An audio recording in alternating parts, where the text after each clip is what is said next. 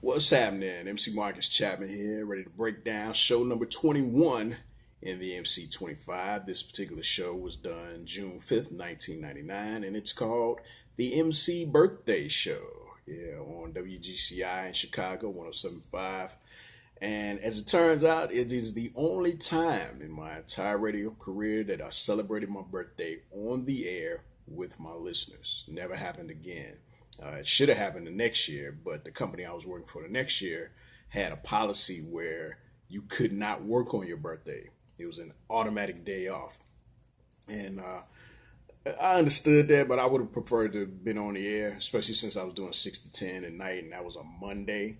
I would have definitely enjoyed, I would have had the day to myself anyway. Then went in, did the show, had a fire show, shared that with the listeners, but that didn't happen. And there was one birthday I did where I did a street break. I remember at K104 in Dallas in 2001, maybe even 2002, one of them, where we did the skit where we pretended like I was going to a strip club or something. It was something crazy.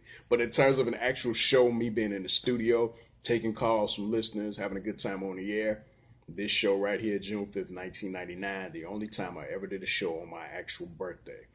And in terms of behind the scenes info, what was going on, oh man, it was a lot happening, okay? Well before the show even started, well after it ended. One of the things I tried to do, I tried to set something up for my birthday. Early in that year, in February, I had met a young lady named Yatasha Womack. She was a reporter at the time for the Chicago Defender newspaper. She's gone on to be a filmmaker and an author and all types of good stuff. And at the time, she was working for the Chicago Defender. So I came up with this idea of her doing a story about myself and Dr. Love because we were doing a Saturday night 6 to 10 show. So sometime in May, she came down to the studio and she interviewed us while we were doing our show. And, she was ready to do a story, but she couldn't get a photographer to come with her that night. She couldn't find anybody. So it turned out she had a photographer come down a few nights later on a Tuesday. We weren't on the air that night, but I had another job at the station inputting music into the digital system at that time. And Dr. Love hosted this Puerto Rican party at this spot called Tropicana. So Doc had to come past downtown to go to the party. So the idea I came with was, okay, why don't you meet me down at the station? Because I was already going to be there. The photographer will be there. We can take the picture they need, and they can put the story in. Well, it turns out this was before everybody had cell phones. We had cell phones, but that wasn't the main source of communication. It was mainly just talking on the house phone. So I had talked to Doc before I went to the station, let him know to come on down. But for whatever reason, he didn't make it down. The photographer was there, so he took some shots of me. There's one shot of me wearing the WGCI hat, the light blue, and I got on like the blue FUBU jacket and the light blue Jabot shirt and some light blue Jabots. I'm like leaning on the board. You see that in a lot. Matter of fact, that's the cover picture for this particular show on YouTube. That came from that night in February. But didn't get a picture with me and Doc. Then the photographer was going to come back on another show we did. I believe it was on a holiday, that Memorial Day. But the photographer didn't show up. He didn't think Dr. Love was going to be there. So long story short, we never got the picture of both of us. And I remember Yatasha telling me that they couldn't have two separate photos because they had one of Doc on file and then they took the one of me. But she was saying it would have took up too much room on the page. So because they never had the shot of both of us together and the story wasn't really written just about me, it ended up not running at all because it was supposed to run that Friday, June 4th. And the way the Defender did at the time, whatever they ran on Friday stayed in for the whole weekend. So it would have been that whole weekend. We've been in the paper and it wasn't going to make or break us, but it was something I felt could expose us to people who didn't necessarily listen to our show.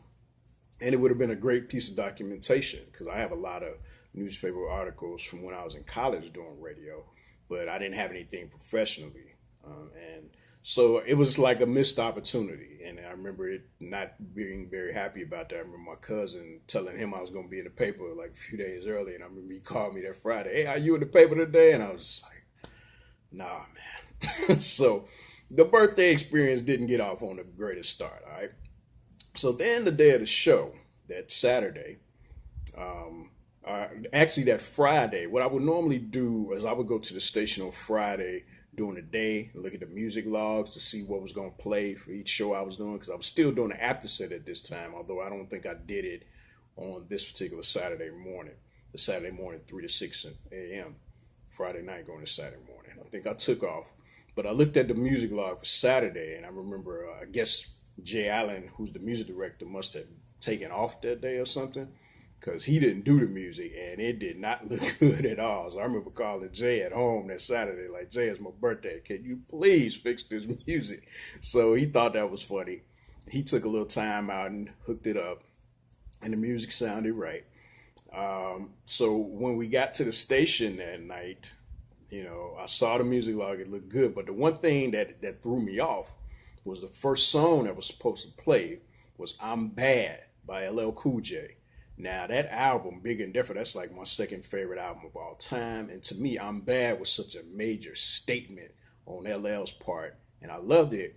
But it kind of threw me off because it was like, damn, I'm bad. I'm like, man, am I at that level just yet? I felt like I was heading that direction, but I didn't feel like I had gotten there just yet. And the show wasn't just me.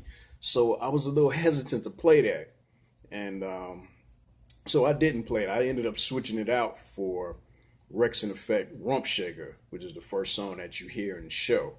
But it was supposed to be "I'm Bad." And if I had to do it over again, I would have just went with "I'm Bad." But at the time, I didn't feel like I was on the "I'm Bad" level. To me, that was like tip top. If it had been the next year, I would have done it.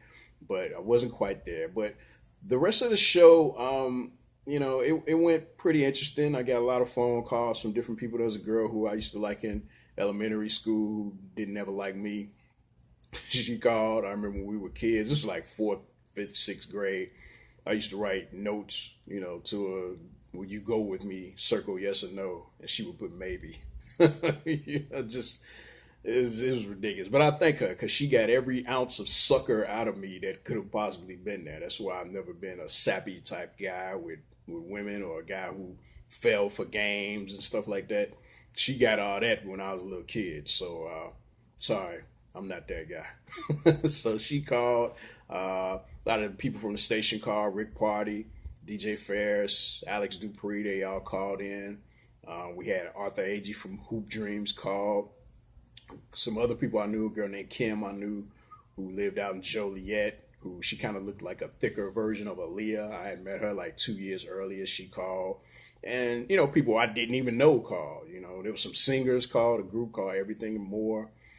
They called. I mean, it was a festive time on the air. But the call that was the most important for the night never went on the air. If you listen to the show, there's a point where we put out an APB for Teddy Gilmore. Now, Teddy was the leader of Club Net, the group who threw the parties that we hosted every Saturday night at Club Sugar Hill, River West Brewery. Well, I hadn't had a chance to talk with Teddy that week about the arrangements for my birthday party because I guess he went out of town. And so when Teddy called into the show, I let him know, hey, I got a guest list. My guest list was about 50 people that I wanted to, have come through and kick it with me. I wanted to have there was a little room on the side. It was supposed to be like a little VIP room, but back then people didn't really care about VIP. It wasn't about that. VIP was whatever the popping spot with the most women was in the club. That was VIP. But the little room off to the side on the main floor, I wanted to have that set up as like my birthday room. I wanted to kick it with everybody who was at the club and then have the separate room for the people who I invited. But we didn't get a chance to arrange all of that. And when I talked to Teddy about, having some food or something set up, and he was saying he was cool with the guest list, but I was going to have to pay for the food. And to be honest with you, I wasn't really happy about that. I was kind of ticked off because I felt like we were bringing these folks into this club every Saturday night by putting it on the radio and telling people to, come hang out, Club Sugar Hill, River West. We give out the address, tell them the DJs and the drink specials and all that. And we have been doing that every Saturday since like December. And it was the number one party in the city for mainly African Americans. And I just felt like my contribution to the party should have been big enough to where they could have looked out in terms of getting some food. Like that's how I felt at the time. And I can understand his point of view as well, in terms of paying for it and everything. But I just feel like as much money as they were making, for me to be one of the main hosts of the party, that shouldn't have been no issue. They should have set that out and had a hot birthday thing. Maybe it would have worked out if we had been able to talk about it earlier in the week. But as far as that night went, it wasn't going to happen. So that kind of changed the course of the night, not of the show, but it changed the course of the night. And I'll get into that in a second. Another thing that happens, another person who called, my mom called. So you get a chance to hear my mom on the radio. You hear a little bit of where I get some of my personality, some of the stuff she was saying. We talked about a birthday party I had when I was a little kid and all this stuff, So it was real nice to be able to get her on the air. And then, we finished the show. The show itself was lively. But then it was time for the club, and this is where the call from Teddy comes into play. Normally, I would have just, we would have chilled out in the break room for a little bit and got to the club like maybe around 11. But instead, since I knew it wasn't going to be no food there for me to eat, matter of fact, you could hear me at one point, Doc said something about getting surprised or something, and I said, yeah, it'd be nice if surprised if I could get some food. And I remember when we turned the mics off, he was like, don't make enemies, But because I knew it wasn't no food, instead of going to the club, I actually went home. I was living on 29th and King Drive at the time, so it wasn't too far from downtown. But I went home, fixed something to eat. I forget what I had. I remember sitting down watching a tape of Parliament Funkadelic live in Houston, landing the mothership, so that made me feel good. Then I went to the club. So I got to the club about midnight. And what ended up happening, because I got there so late, a lot of the people that I invited who I really wanted to see had already left because they weren't normal club goers, or they had other places they wanted to go besides my party. So a lot of people I wanted to see, my partner from college who I started out on the radio show, Rob Fonville, he was gone, and some other boys from college, some of the women I invited had left, and then also it was nowhere in there to show where my party was. Like the room wasn't set up with no cake and decorations, nothing like that. So even the people who came, they didn't know where I was going to be, or even if I was actually having a party, other than the fact that they got in on the guest list. So, when I did get there, I was surprised to find that out. We had pictures taken. Picture man Ronnie, he took some shots of me on stage. You see there's one, I kind of got my eyes closed and I'm like this with the mic. And there's one of me on the mic, but it wasn't a lot of pictures. I took some pictures with some of the women who were there. I actually had it filmed. There's some video footage on YouTube, matter of fact, because of a cat I knew named Cootie, who had a show on cable called Channel Zero. And they filmed some stuff at the party, interviewed some people. They interviewed me. But for the most part, the footage doesn't really capture how live the club was. You don't see the stage. You don't see all the beautiful women. You see some, but not a whole lot. So it's okay. It's not as great as it could have been at all. And Cootie and some of his partners went on to film an ESPN 30 for 30 episode that did really well. So they still doing their thing. And the party ended well. The night ended well for me. I won't go into the details as to why. But the night ended well. But overall, when I tend to think of that whole night, that whole experience, I tend to think of the party and how it didn't really turn out like I hoped it would be, as opposed to the show. That's why it's not really a show, even though it was my birthday. I haven't listened to the show a whole lot because I tend to think of those memories. The show itself was good, though, when I went back and checked it out. But the overall experience wasn't quite what I hoped it would be. So it's not really one of my favorite shows, but that whole experience of being on the radio, celebrating with the listeners in Chicago, Saturday night, I was hot. It was the best year of my life. Oh, and speaking of hot, it was extra hot in the club that night. That was the first weekend it was hot. for the summer, and the club wasn't prepared. They hadn't had the air on, so it was like baking in the club. Like people was sweating. Like you see the footage, I'm sweating, everybody's sweating, and so it was so hot. A lot of people didn't even go inside. Like a lot of people stayed outside because it was too hot. They didn't want to go in, and the people who were in there, they wasn't as enthusiastic as they normally were. I remember me and Rick Party talking about that while we were on the stage. I got on the mic and tried to get people into it, and normally they was like, yeah. And I remember Rick saying, man, it's just too hot, man. They not into it, you know. So it was almost like the devil showed up and said, look, you ain't put me on the guest list. I'm gonna show you who really hot this shit, and it ain't you. So for me, I always felt like it was kind of a failed birthday party, the second one in a row, because I had one in my house the year before. So that's kind of what I remember. But it was really the only night that I had that year that was bad for the most part. I always tend to think of 1999 as like my championship year, like 85 was for the Bears.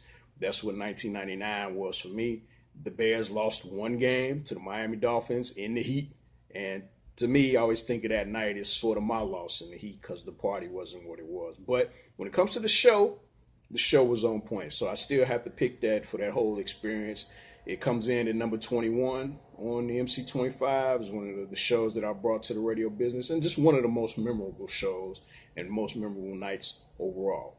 Coming up next, number 20 is a show from a different market, and it's in there for completely different reasons that, I'll talk about that in the next video. But for now, check out show number 21, the MC Birthday Show, June 5th, 1999, 107.5 WGCI Chicago. Check it out with my man Dr. Love and everybody else who called in. Hot show, hot night, hot year. All right, later.